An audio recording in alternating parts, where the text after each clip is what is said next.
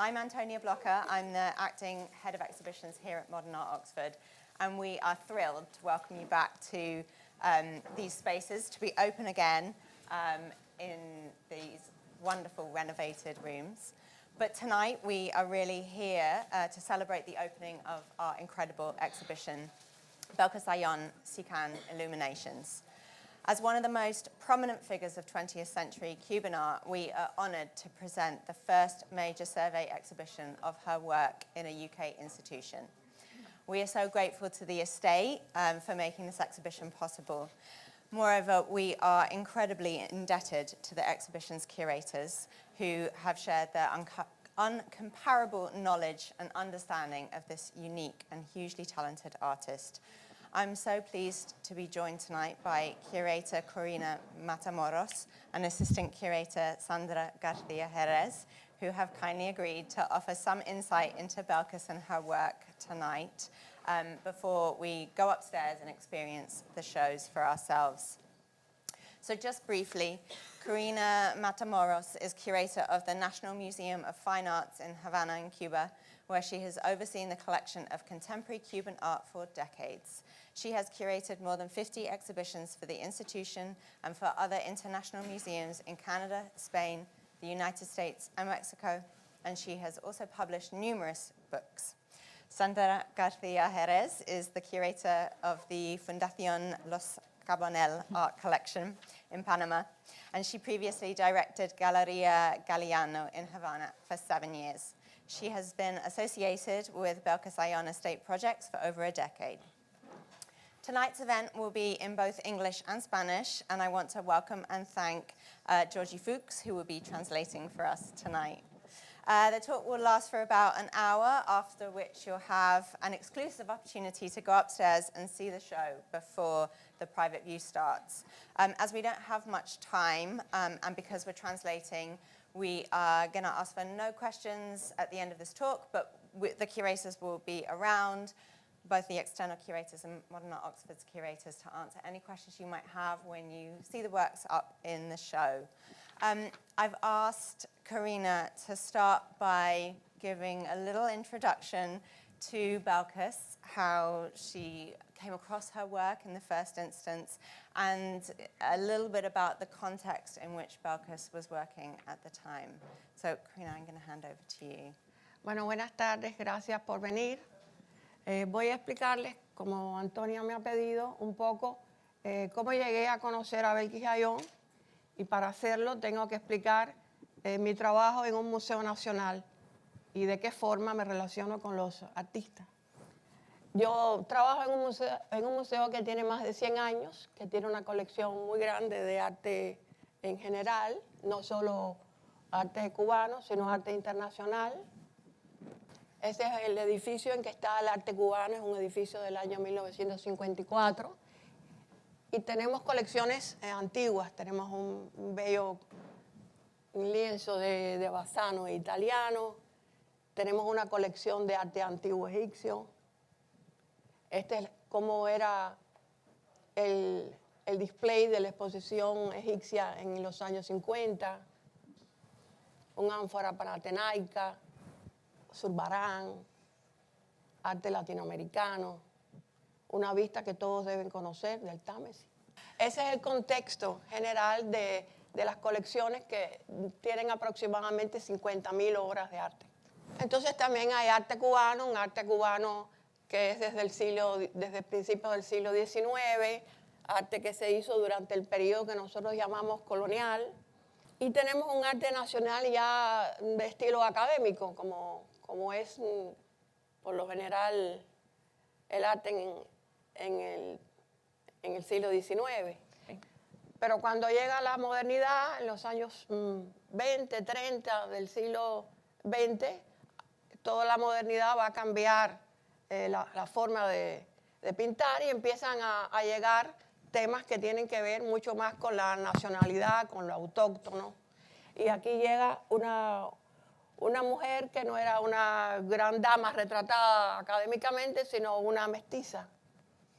Y por ejemplo, en 1928 entra la rumba en la pintura profesional, que también es algo que nos va indicando que el tema afrocubano es un tema que empieza desde principios del siglo XX. Y estos son algunos de los pintores modernos cubanos: Arche, Pogolotti. Aquí uno de los cuadros más importantes de la modernidad cubana es el rapto de las mulatas. Es transformar el tema clásico académico de un rapto de Deyanira o en un acto que tiene que ver con lo local, con la cultura local. Portocarrero.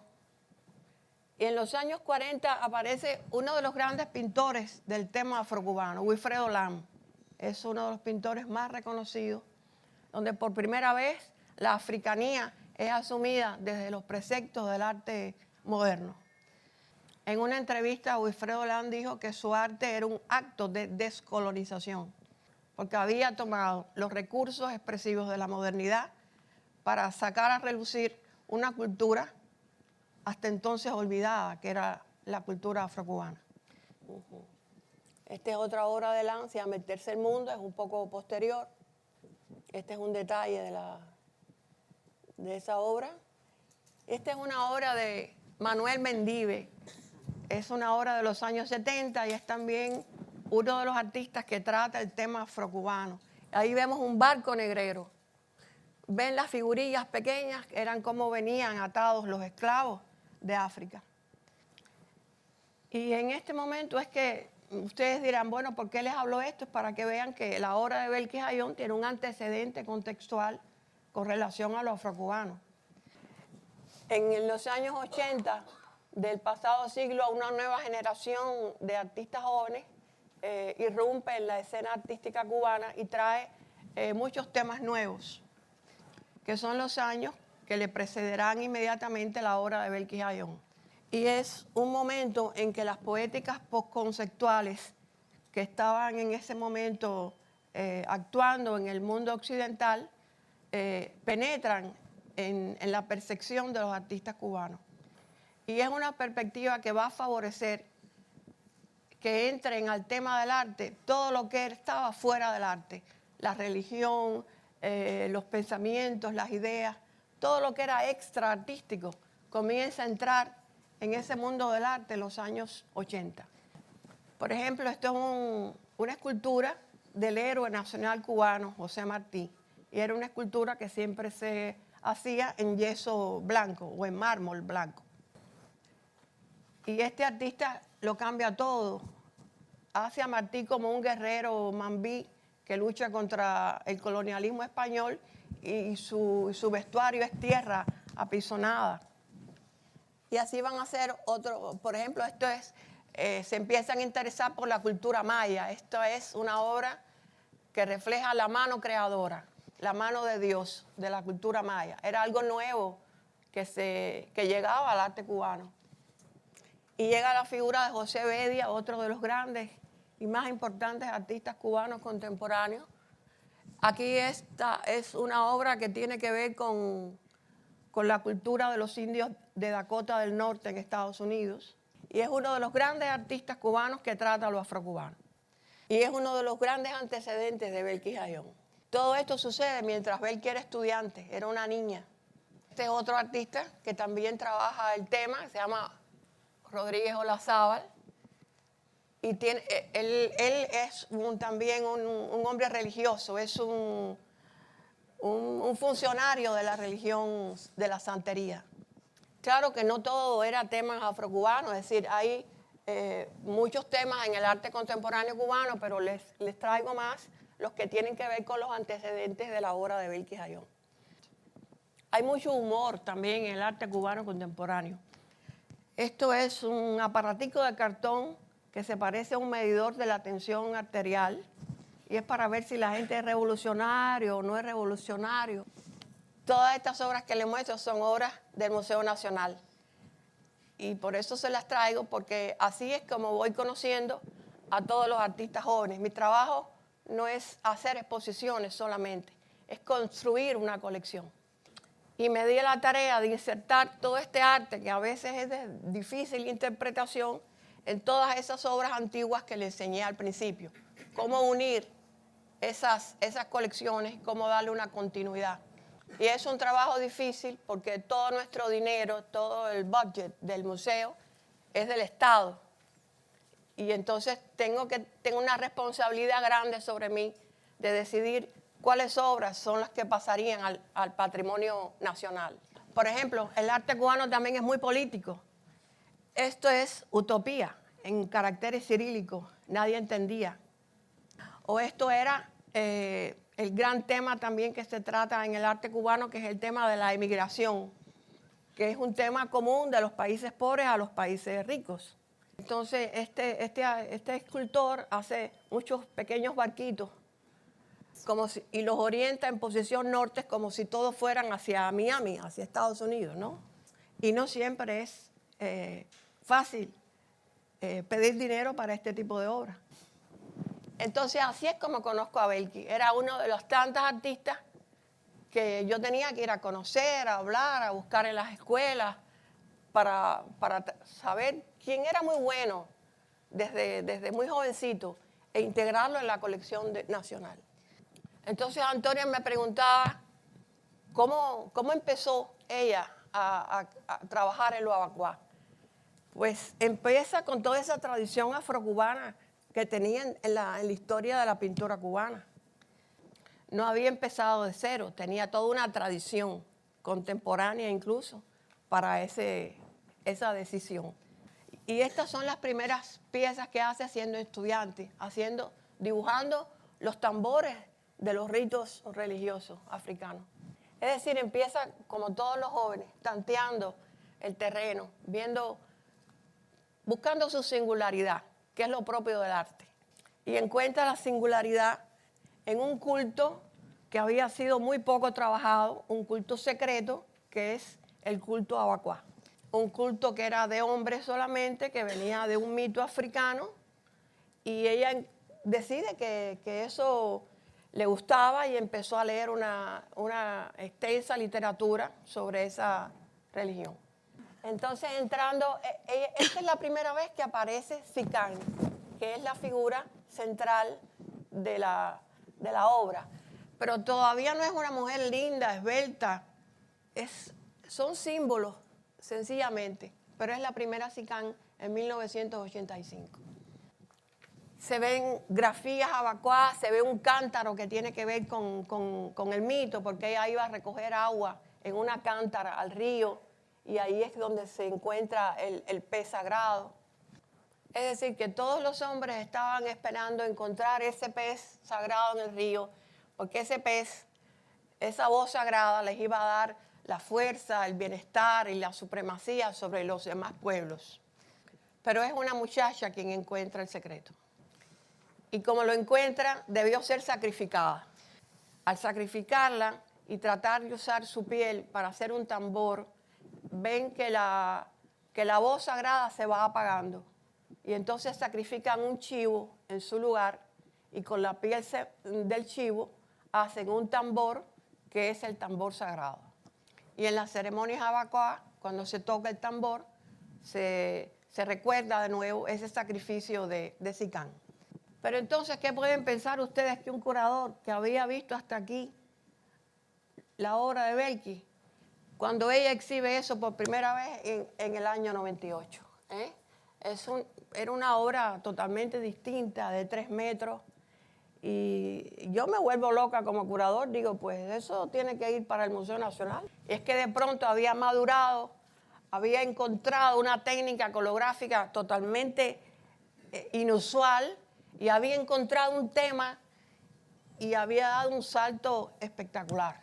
Y tuve el honor de comprarla y de exhibirla por primera vez en el museo en el año 1991. Esta es una cartica que le dejé una vez a Belkis cuando vi otra exposición de ella en el 93 para comprar otras 2 obras que se llaman La Sentencia, que están también en la exposición. Y aquí lo que les enseño es los curadores peleando. Esos son mis colegas. Cada uno lleva una colección. Uno lleva el de Italia, el otro lleva el de España, el otro lleva de los años 50 la abstracción, y todos peleamos para ver cómo el dinero del Estado compramos las obras que cada uno quiere. They are my friends. Y ahora les voy a presentar 3 artistas que son los que estaban mucho más unidos a Belkis y que formaron un grupo muy importante para mejorar el grabado en Cuba, para llevar adelante más proyectos sobre el grabado específicamente. Esto está hecho en madera, es xilografía, como grabado en madera. Y eran muy amigos, eran como una familia. Abel, Ibrahim Miranda, the other artist, y Sandra Ramos. Ellos 3 hicieron un evento que se llamó La Huella Múltiple. Y era un evento para auspiciar el grabado en todos los jóvenes y lo hacían cada año. Entonces, nada, es para presentarles mi museo. Este es el patio, hay calor, mucho calor. Estas son exposiciones de otros artistas contemporáneos. Ese, con Juan, un artista también muy importante, y la pobre curadora Corina cansada en el piso ahí. Y estas son mis galerías, las más bonitas del museo. Y estos son otros artistas que actualmente también trabajan el tema afrocubano, como, Dios mío, yo fui para atrás. I don't know. Magdalena Campos, José Ángel Vintage, que también esto es una obra que tiene que ver con la religión. Todos esos gorros se los dan a los iniciados en una religión. Y este es el gran René Peña, es un fotógrafo espectacular que trata también este tema. Esta serie se llama Cosas Blancas, White Things. Es wonderful photograph. Y nada, así llegamos a Belkis Ayón, que es una artista espectacular que supo llevar una técnica a un grado muy alto de desarrollo, pero también hallar un camino dentro del arte contemporáneo cubano y dentro del tema afrocubano con una excelencia y una magnificencia realmente impresionante. Y me alegra haber podido contarles un poco de nuestro trabajo con el arte contemporáneo en el Museo Nacional. Karina, thank you so much.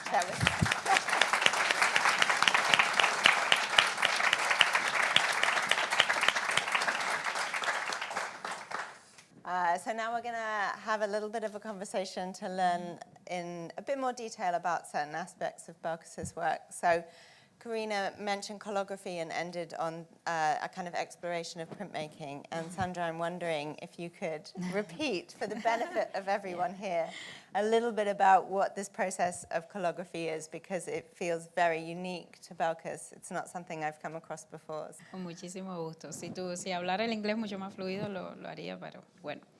Igual me gustaría aprovechar que estamos en este contexto para explicar cómo llegué yo también a Belkis, porque para mí también es un honor, siendo tan joven, no solamente trabajar con el States, trabajar con Corina, trabajar con la obra de Belkis. Belkis Ayón fue una de las artistas de mi tesis de investigación de Historia del Arte, precisamente porque éramos 2 colegas tratando de explicar esa renovación que hubo en el grabado cubano en los años 90, del que hablaba Corina. Precisamente porque estos 4 artistas, o sea, los 3 que mencionaba Corina, Abel Barroso, Ibrahim Miranda, Sandra Ramos, junto a Belkis Ayón, dieron un salto en la manera en que enfrentaban el grabado y cambiaron toda la escena del arte cubano con respecto a la manera en que se miraba el grabado dentro del arte cubano.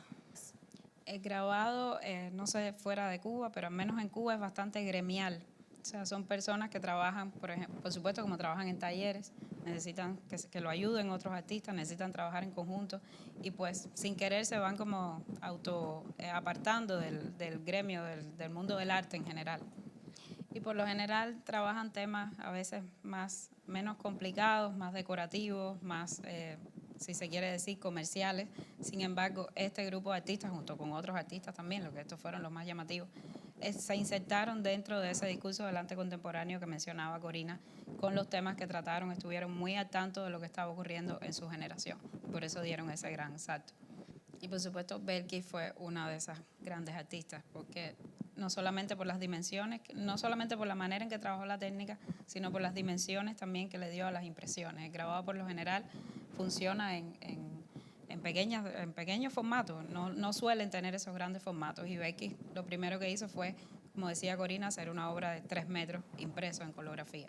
La colografía era una técnica, fue de las últimas técnicas que entró en el contexto cubano y se consideraba algo más artesanal, precisamente porque podías imprimir con cualquier objeto que te encontrabas. Era una técnica casi que infantil, se pudiera decir. Sin embargo, tenemos grandes maestros que fueron maestros también de Becky, que enseñaron cómo hacer colografía de una forma diferente. Y ese es el camino entonces que descubre Becky. Becky pasó por todas las técnicas, o sea, por litografía, intentó con litografía, con muchas de las técnicas tradicionales, hasta que descubrió la colografía. Y de hecho, ya su tesis de San Alejandro, si no me equivoco, es completamente hecha entre litografía y colografía. O sea, muy joven, desde el nivel medio ya empieza a enfocarse en la colografía. Y bueno, explicar brevemente la técnica, igual van a ver un video en la exposición donde se puede ver a Becky trabajando y pues ella es la que mejor lo pudiera haber explicado. Pero básicamente es una plancha de cartón sobre el cual se adhieren diferentes materiales, casi todos pegados, como si fuera un collage, y esperando que esas texturas luego logren un resultado visual cercano a lo que desea el artista, por supuesto. La maestría está en saber qué materiales coges para lograr luego ese resultado, porque no es lo mismo. Los materiales, o sea, no pudiéramos decir exactamente todos los materiales con los que trabajó Becky, pero fundamentalmente cartulina de diferentes tipos. Una de las preguntas que más nos hacen es cómo ella ha logrado esas figuras tan blancas, habiendo trabajado con tantas tintas, utilizaba un tipo de cartulina cromada que no absorbía la tinta, sí, o sea que cuando se entintaba la plancha, una vez que se transfería a la impresión, esa tinta no pasaba. Utilizaba papel de lija también, que es para lograr estos colores tan oscuros. Y bueno, daríamos una clase aquí, pero no es la intención ahora. Por último, desde el punto de vista técnico quizás también, pero que le añade sentido al tipo de obra que hizo, es la edición. O sea, la cantidad de obra que editaba. El grabado, como se sabe, es un original múltiple. O sea, podemos tener muchas obras de una misma pieza. Sin embargo, Becky seleccionó muy bien la obra, o sea, cuántas ediciones quería hacer de la obra, no solamente por las limitantes técnicas, porque cuesta muchísimo trabajo hacer obras, impresas de 3 metros, porque además hay que resaltar que ella lo hacía todo por sí misma. Bueno, traduce, porque si no te... Por eso entonces podemos ver las obras grandes, pues, quizás hay una de cada una o dos, quizás, depende de si la tenía que llevar a una exposición o si se quería quedar con solo una. Las consagraciones, por ejemplo, hay un solo ejemplar de cada una. Pero las piezas de pequeño tamaño sí tienen, de pequeño formato sí tienen otras ediciones. Porque esa es una pregunta que también constantemente hacen. Al ver que, por ejemplo, las obras que están ahora mismo en Tate están aquí también. Entonces el público se confunde y pregunta cómo están en Tate y cómo están aquí, cómo la tiene en museo y cómo la tenemos aquí, porque es grabado, es original múltiple. Entonces eso también sería bueno aclararlo ahora aprovechando que estamos hablando de la técnica.